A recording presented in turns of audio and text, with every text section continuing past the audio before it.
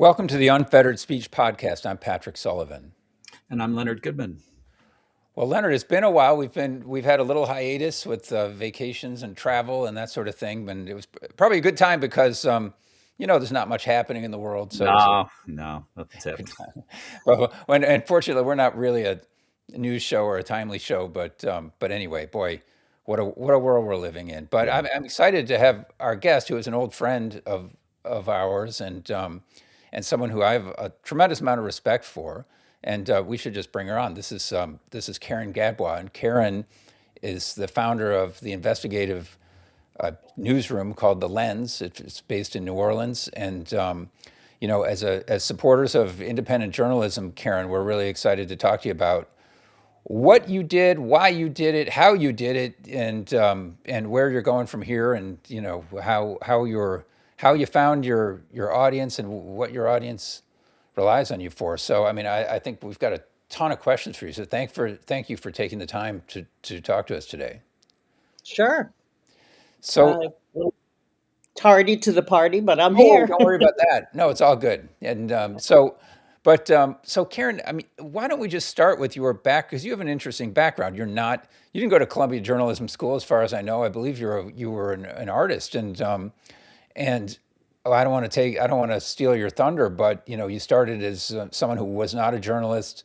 Hurricane Katrina, I believe, was one of the events that energized you and catalyzed you to do what you're doing now. So it's a fantastic story. So why don't we just start, if you can, by saying where you were before you were doing the lens, and then how that all came to be. Well, for many, many years, I lived in Mexico. I lived in Mexico, in central Mexico in the mountains, in a town called San Miguel, which at the time was a very small town, which is no longer the case. And my daughter was born and raised there. And when she approached middle school age, I thought it would be important for her to have an education here in the U.S. So we moved here in about 2001 to New Orleans. And there's a quick story I'll tell about my sort of awakening to news and how information news is disseminated. And there's a beautiful old church in San Miguel, and there were vendors who had set up kiosks alongside. And the archdiocese and the city, I don't know quite who was responsible, decided they were going to evict them. And so they started ringing the church bells madly, wildly, and everyone came to the center of town to protest this decision that was made without consultation. So um, I just sort of thought about how we communicate with each other and how communication is so important. And then, fast forward, I was in New Orleans doing my textile work that I do, and I had at the time I had cancer, so I was not not in the best shape, but I was uh, considering what was important to me and et cetera, et cetera. We decided to evacuate for Katrina. We were one of the last cars out, and ended up in Houston, eventually Austin. And while I was there, I came across, since I was in treatment, and Austin is like the hottest place on earth, I never went outside. And since I had time on my hands, I sort of discovered the world of blogs, and I found that news that I was getting, the information that I was getting from bloggers, was far more pertinent than the news I was getting from national outlets. Um, national outlets show a huge fire, would not identify what street it was on, or et cetera, et cetera, and that the leadership of the city was disseminating hysteria as well. So I really on began my sort of journalism uh, trip. And when I got back, I thought I would spend some time um, tracking demolitions in the city. There was just such a sort of uh, a metric that was being used by the city to gauge progress by touting numbers of demolitions. And to me, it was like being slowly erased. The familiar space that you're in suddenly became totally unfamiliar, and then wildly unfamiliar because it was gone. And just even when you think about how you locate yourself in the world, just going from work to home or to the store or whatever, you don't think about this street or that street. You just sort of see a tree that's familiar or a house that's familiar, and you sort of geolocate yourself. And so uh, I felt like the demolition was further disrupting our already fragile mental health, and decided to start writing about it. While I was writing about those demolitions, I came across um, a program that was the city had announced that they were using federal funds to help people get back in their homes. And I thought, oh, this might back up that kind of theory that if one house is improved, then other people will feel like the neighborhood is improving, or there's life, there's action, and that will spur further, will bring confidence. And I did a public records request, which at the time I thought like was magical to me, right? Like you could make a request and get information. And when I started researching it, which was pretty straightforward, I found that the list was a lie, basically.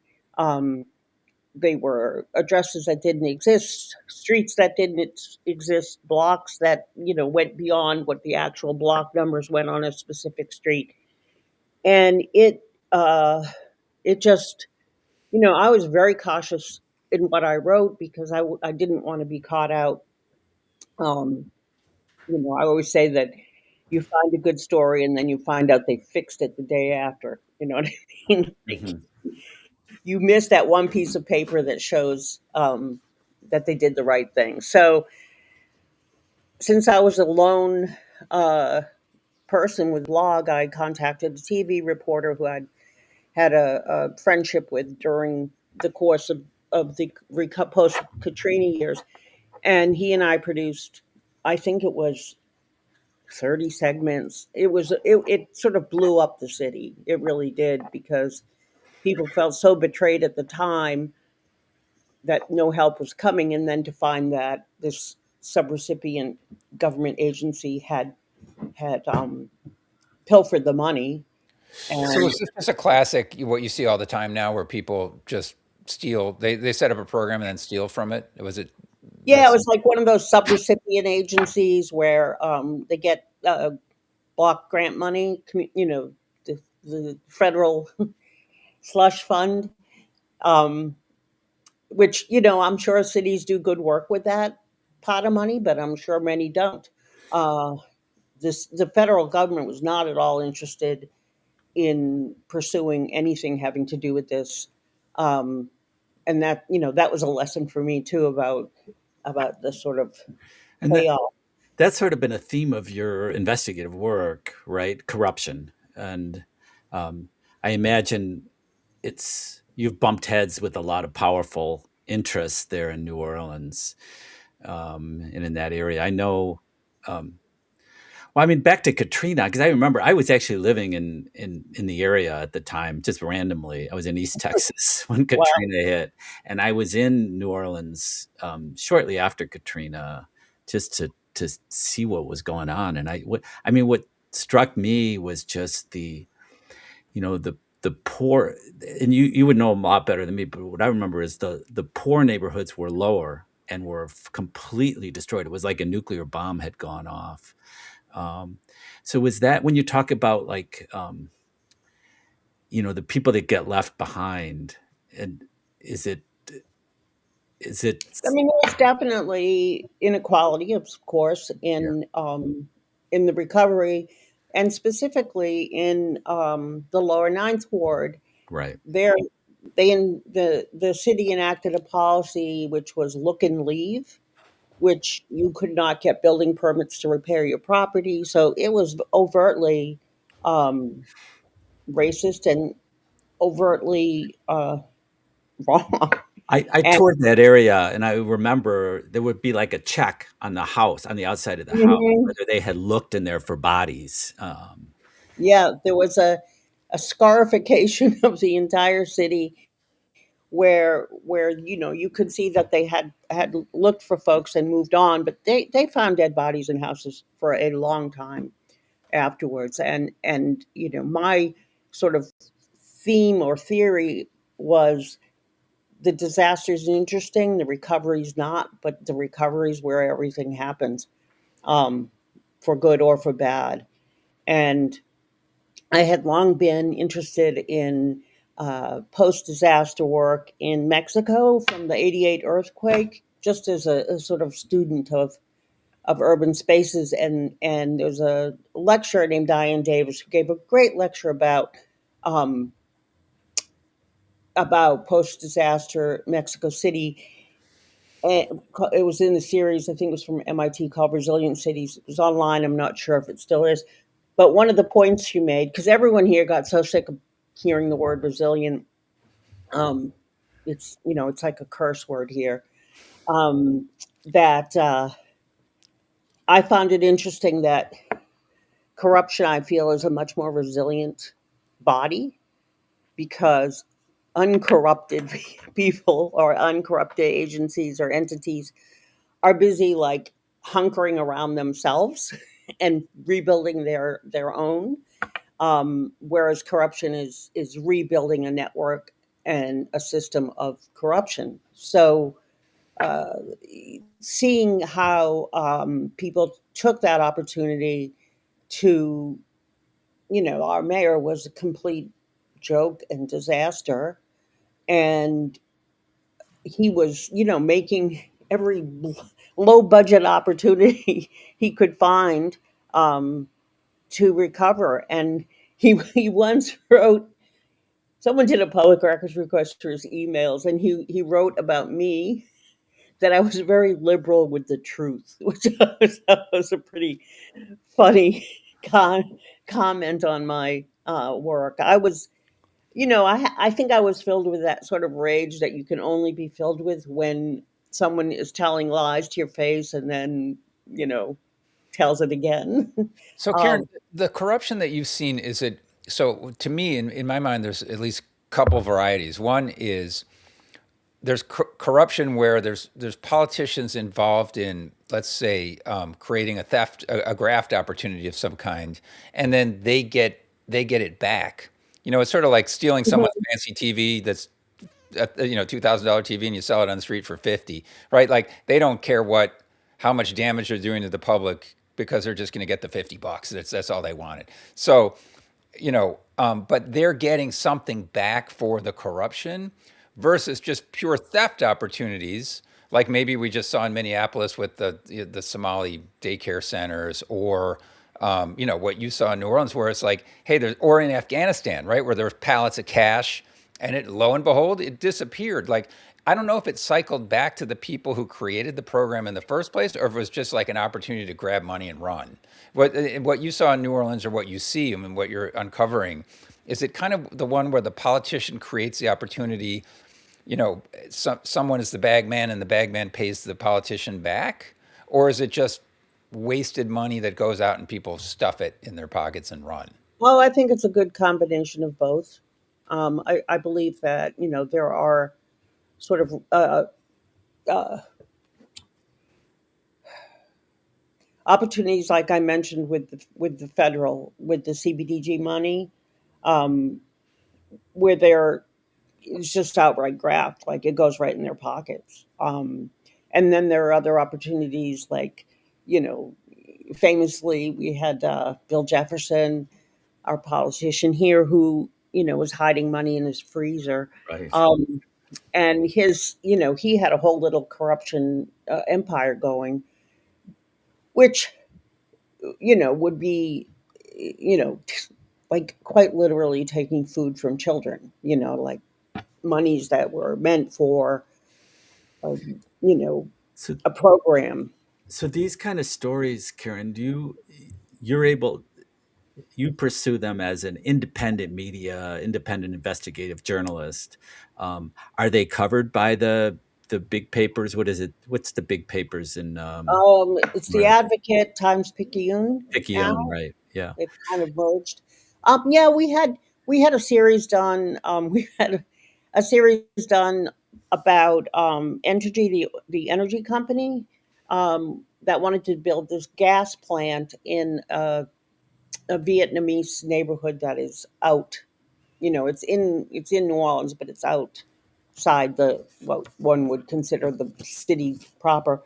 And funnily enough, I went to the city hall, the meeting at city council where they were voting on it, and I just so happened to have a crew of Ukrainian journalists with me because we were doing an exchange program, and they were astonished at the number of people who were speaking out against this project and said, well, surely they're not going to approve it.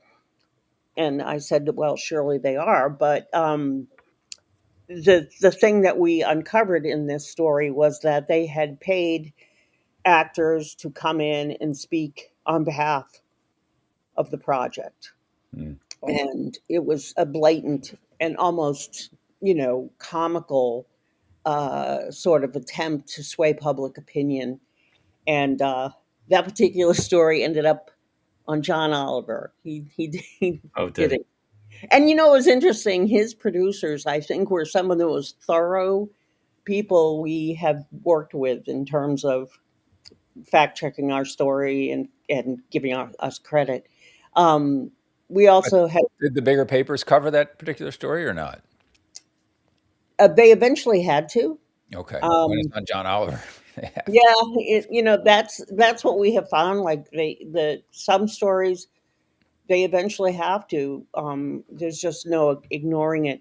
And we also um, did a long series about fake subpoenas and how they were being used to bring in victims of crime to get them to testify. And it was a long practice. And that one, that also, that eventually ended up in the New York Times, also in the local media ecosystem, um, because it's such a heinous. Wait, so it's a Tell fake us sub about how does that. that Yeah. work? Yeah, how does that work? So they subpoena a person to come into court, but for what reason and how is it Right. fake? So if you're a victim of a crime, let's say you are a rape victim, for instance, and you do not want to testify against the rapist for various obvious reasons, they would gin up these subpoenas for you to show up in court, and uh, people would obey them, or there are cases where people were, I don't want to. It's very dangerous to go to court and testify against someone, as y'all know, So then when you and say they would gin them up, is it the prosecutor who would gin them up? yeah, Without court order, the they just district attorney yeah, had yeah. the practice of doing that, and it had been a long, there was a long tail on it in Mm. terms of it had gone way back through multiple district attorneys. Um, and so that was an interesting one to report because getting victims of this to come forward was not easy. We did a lot of flyer, in churches and barbershops and communities. People were not. I mean, they've already been screwed over by a system that has put them in jeopardy. Why would they want to talk to us? Um, so building that kind of trust, I think, for us has been really important, in the work we do, and making sure that people feel protected, victims of crime or other victims of corruption feel like they can trust us to report without endangering their lives, so to Mhm. speak. Um, that We was had a a we had a case here in Chicago where, yeah, the underage girlfriend of a black congressman was, she didn't wanna testify against him, and they wanted her to testify, and they threw her in jail. So, Yeah, it's yeah. it's a kind of an amazing Yeah. uh, abuse funnily enough, women often seem to be at the center of it in terms Yeah. of being targeted. But That was a long yeah. story, a But hard I story. notice a lot of, a consistent theme in your work is taking on the oil and gas industry. Would you agree with that? And I would imagine, you know, I would imagine they're a very powerful industry there in Louisiana. Um, what's that been like, taking on those those interests? You know, it's an interesting question because it's an interesting topic. I always say that we're a captive nation. Louisiana is Mhm. captive to the oil and gas industry, and that in one proposal I had put forward, I said it's the benefit and the burden. Like we have the benefit of the river, but we have the burden of the river, and we don't have the benefit of the industry that uses that river. Um, but we certainly have the burden in our cancer rates and industrial pollution and just the way that they have inserted themselves into the political and educational realm is not and also in the world of philanthropy, they're big players Sure. in the world of Yeah. philanthropy. So uh, we have recently, because it's such a big topic and so many tentacles to it, um, to a lot of the topics we cover, and there's a national resonance there as well, that we have um, begun to work with other news outlets to sort of disseminate in a broader way the work we do, so that we're covering more. I know, some of the things you've exposed, with the oil and gas industry. You've talked about corruption, in these projects, these new projects. The other one that you mentioned is the environmental damage to the community, or the dangers, which are generally covered up and borne by, local residents. And then the other thing is the profit, because, a lot of these projects are sold as they're going to benefit the whole community. And then, as you've exposed, that's not always the case. I mean, it's just like in other communities where a casino comes to town, and yeah, all the money's going to go to the schools, and then the schools are shit still. And none of that happens. So, I mean, so even the that's, jo- yeah. Even the jobs, if you go to the airport, if you're in the airport on a sort of Friday or Sunday, or a lot of those offshore workers are flying back to wherever. Like they don't live in Louisiana. They do their 2 weeks out or 3 weeks out and 2 weeks on, and so their incomes are not even staying in the state. Um, that was kind of not stunning so much as sobering um, look at the industry, and it's something that gets repeated right now. My friend of mine has a property down in the lower ninth ward that he's been fixing up, and it's across the street from the of port property. It's a port property that has been abandoned for many years, unused warehousing, and they're floating all kinds of ideas about what they want to build there. And when I say across the street, I mean you can practically touch it. It's right there. First it was grain, and they were going to have a grain train, and that you just don't know because the port also operates, outside the realm of public input to a degree, and the degree that usually when they come to have public input, it's all cooked up anyway, um, and you're just there to sort of like Yeah. vent, uh, and Has so that made you cynical? I know it's a really optimistic thing to do when when you saw these things happening after Katrina, injustices and erasing history and erasing people's neighborhoods, and so you did this optimistic thing, which is create a newspaper to let people know about it. But then I've just a few of the stories you told right now, where it's like, oh well, hey, the Ukrainians thought things were going to change, or the Ukrainian journalists that you were working with thought, well, they'll back off, and they don't back off, right? And so it seems like a lot of the conversations that Leonard and I have are about the fact that representative democracy isn't really working right now. And there's all sorts of policies at a national level, but also at a local level that people don't want, but they get anyway, right? And it's like Mhm. you elect one side or the other, you get them anyway. There's an old saying that no matter who you vote for, you get John McCain, or whoever you vote for, you get Goldman Sachs. But do you think is there hope for what you're doing? Has there been positive change from some of these stories that you've exposed, or do the forces that you're working against just bulldoze everything and do it anyway? I Well, mean, they did stop the fake subpoenas. We have okay, that going well, that's for us. something. Yeah. Yeah. And I think I always I jokingly say I can't decide if I'm a pessimistic optimist or an optimistic pessimist.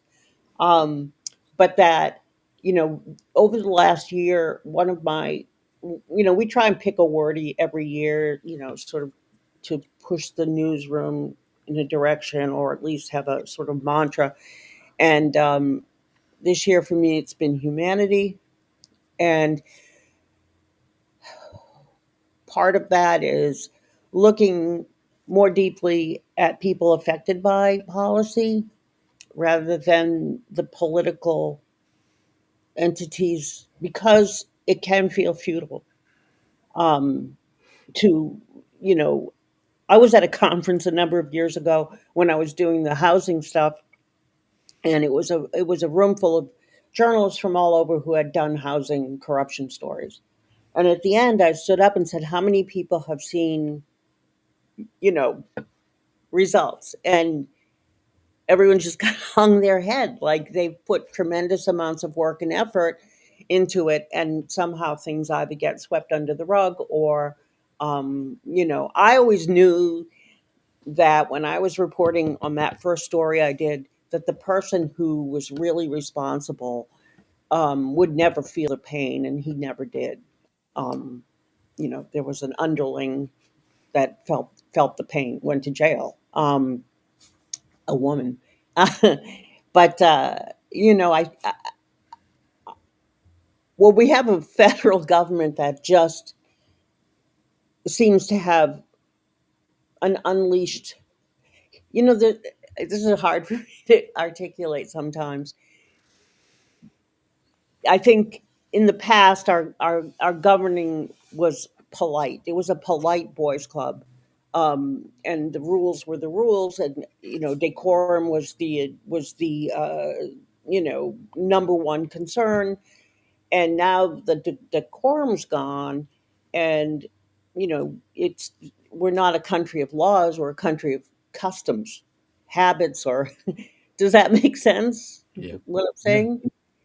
We're seeing a crude form of the thing that's always been, Mhm. um, in my mind, at least. Do, do you have any advice for other citizen journalists that want to, follow follow your model there in New Orleans? I mean, you did it. You set up a paper. You have how many people? How many There's like seven subscribers? of us now. We're in a sort of regrowth phase, Uh-huh. and one of the things, I'm going to go back and do some more land use reporting. I've sort of ended up on the business side, which is, I I find it fascinating, but it's a different kind of beast. Mhm. Um, it's interesting to watch the foundation and the fund. Like we have funders that are fantastic funders. Um, they don't ask questions. They stay out of our business, and they re up. Um, Richard Logan has been, as have you, been a supporter. And the only time we ever had a funder really pull yank our chain, so to speak, was environmental. And it wasn't about, uh, particularly, they had structured it so we could only write about flood protection. And it was like trying to extract the problem from the solution kind of thing, or the cause. Like, not interested in writing about the development of the oil and gas industry, but just about flood protection. Um, why do we need flood protection? Well, we have Hmm. rising sea levels, Yeah. and so it was funny that the environment, because it does butt up against oil and gas, has been one of the harder funding uh, spaces. And I was just at a conference in San Francisco called News Futures. It's a group of people who are sort of reimagining news, and someone there said, ordinary people, in talking about a news consumer, and I said, I'm ordinary. Like, if we've learned nothing from Katrina and from Minneapolis, it's like everyone's an ordinary person. Like, you're out there gathering news and information, that's going to be used in some way or fashion to hold people accountable. Um, and so I, my sort of one of our organizing principles is we do public records workshops. We do teaching events where we bring in people to talk about. We bring in reporters, lawyer, and um, lawyers, and people like formerly incarcerated folks who talk about how they access public records.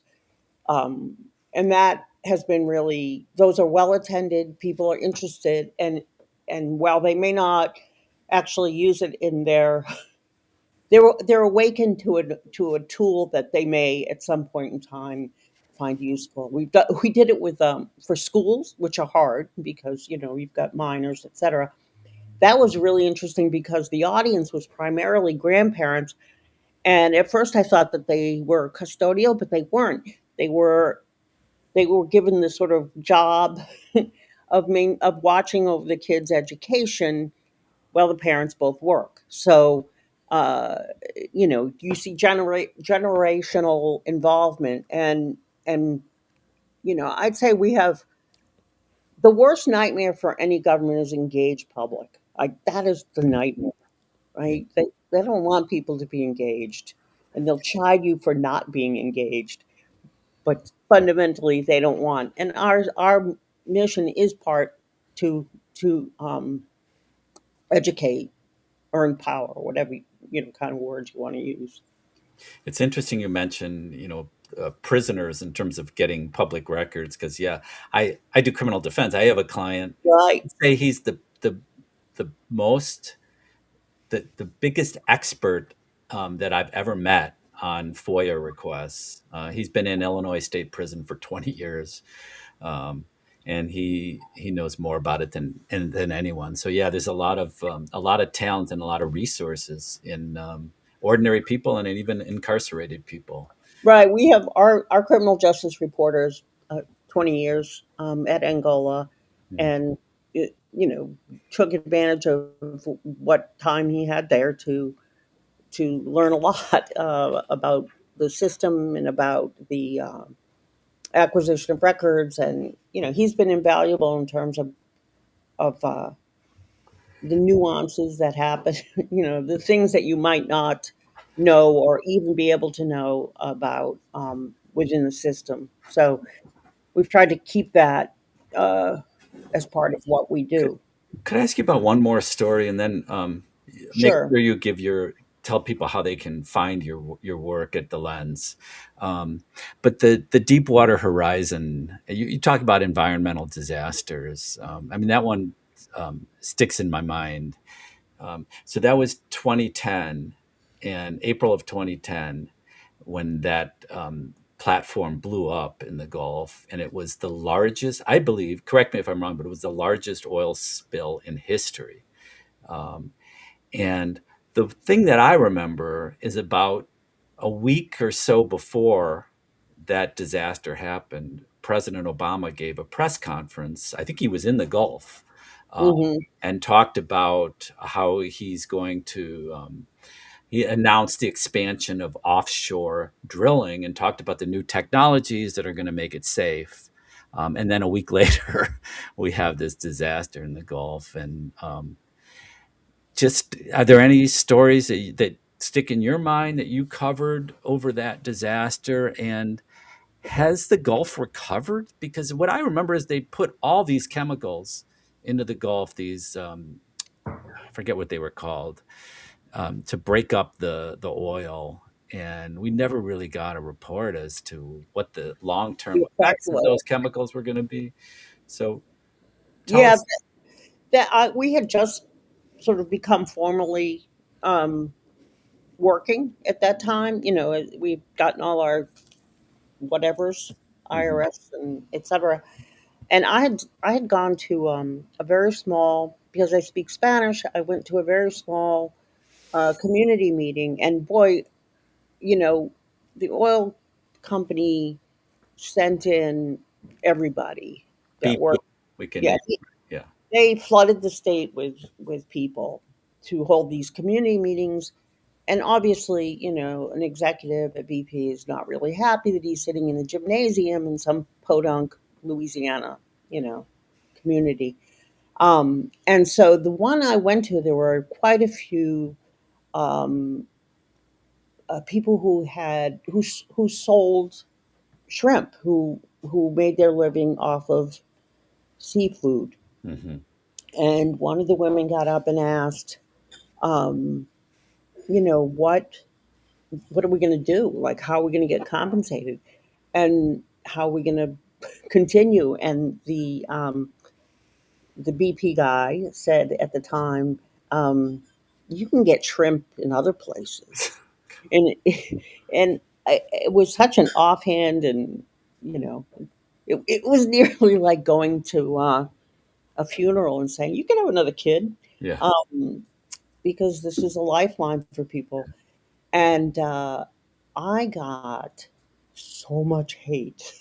It was just unbelievable. And it kind of, and then someone else decided to dox the guy. And What do you mean um, you got hate, Karen? Why would you get hate for that comment? I think that people wanted to believe that, oh, BP's here and good faith, and they're, being part of the community, and, the sort of bullshit, excuse me, that they were, Well, they were that going to compensate everyone, right? Wasn't yeah, that? they were Yeah. spinning this sort of like, don't worry about it. Meanwhile, we could literally watch the oil, they had a camera on it, and you could, at night, you could just kind of sit there and watch this balloon of oil, and you could smell it. Yeah. It was not silent, but it was a sort of like slice of life kind of stuff that I like to do, which was, a seemingly harmless and meeting blows up into a, you know, acid in the face of people. Right. Well, that comment, I mean, it maybe sounds like a gaffe, but it really wasn't a gaffe because in 2010, the Obama administration and everyone else was stripping the entire economy of all kinds of working class jobs, sending them overseas for profit. And that was their attitude. Remember that old saying, learn to code, that they would say for people that they'd put coal miners out of work or whatever, and they'd say, well, learn to code. It was so snide that it's like, oh, well, we've got it all figured out. And the reason that you've lost your livelihood is because you're dumb, right? And it was like, that was kind of the way they treated their voters. And these used to be Democratic voters, and then the Democrats decided to court a different class of voter and left those people basically to fend for themselves, right? And so that was the attitude about everything. It's like, screw you, you don't even deserve to exist. Like, just get out of our sight. You're just not even worth. And so I guess my question about that is that it raises, the sort of attitudes that our political class has towards its constituents, really, even though it was just an offhanded gaffe by a BP exec. He wasn't a politician, but he's in that class, right? Um, so my question to you is, all the things you do, you bring these stories to light. You hope that the story will cause some sort of public action, but yet the public isn't as organized as they used to be. They used to have labor unions, for example, Mhm. that would be a sort of an engine to drive change of different kinds. And it was no accident they dismantled them before they started dismantling people's livelihoods. So, how do you see? Do you ever step back and think of the sort of bigger political picture? What has to happen for change to occur? I mean, it's one thing, obviously, to do what you're doing and bring these stories to light. But what else has to happen? Do you think about that? You said that politicians don't like it when public is engaged. How do you get the public engaged, and what does the lens do about getting the public engaged? Yeah, I think I know that from my experiences with the foundation world, the funding world, I have seen a change in that uh, funders, not all, but some, who were funding lobbyists, in sort of environmental lobbyists, let's say, have realized they need to pay attention to activists, and that activists within the communities need to build coalitions within their communities. That is like super slow work, and really, because the trust has to be there, and there's a lot of reasons why people, because people have jobs in the oil industry, yet they're being killed by the oil industry, just kind of like squaring that circle. And so, uh, I feel like there is a movement to respect people who are doing the hard work of organizing and fund that work. But and that's part of what we do. Like, I have no political affiliation because that's not, you know, the route that I choose.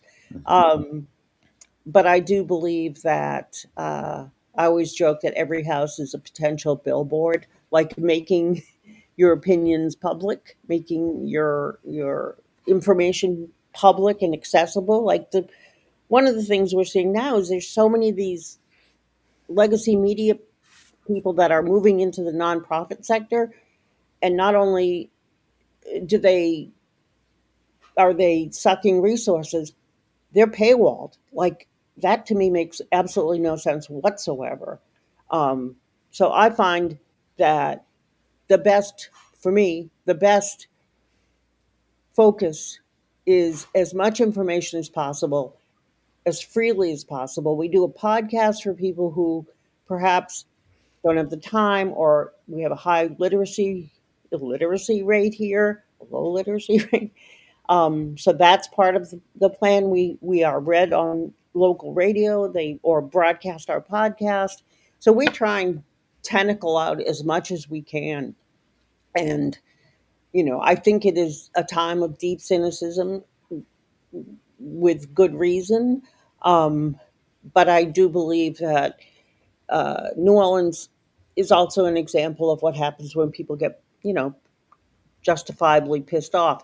I don't know how they're going to put. It's going to be interesting to watch in Minneapolis as they try and stuff the genie back in the bottle. You don't get people out of the street and have them all go back to their houses watching, The Price is Right.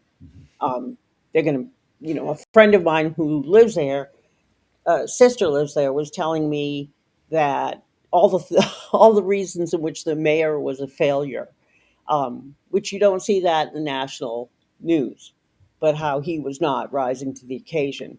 So that's that's why I do believe in. I use local with a small L, because there is no such thing really as local. It's all tied together. We do work with uh, news outlets all along the Mississippi River, so we have reporting that comes all the way down the river, um, which is important. I mean, it'd be nice to be a person who could be like happy with a cocktail on a beach somewhere, but I'm not that person. Well, keep up the good Yeah. work. Yeah. We I'll really try. we really appreciate you coming on, and please tell everyone how they can find your podcast and the lens paper. Yeah, we are thelensnola.org, and our podcast is we just had a website redesign, and so you can find a lot of news and information. And we do also believe firmly in opinion, and we push for opinions, because that's, you know, to me, that's these are informed opinions that deserve platforms as well.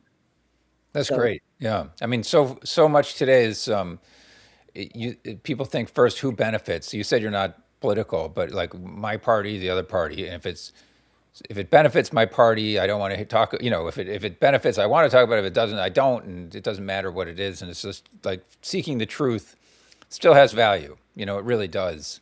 it Um, does, even so on our most cynical moments. yeah.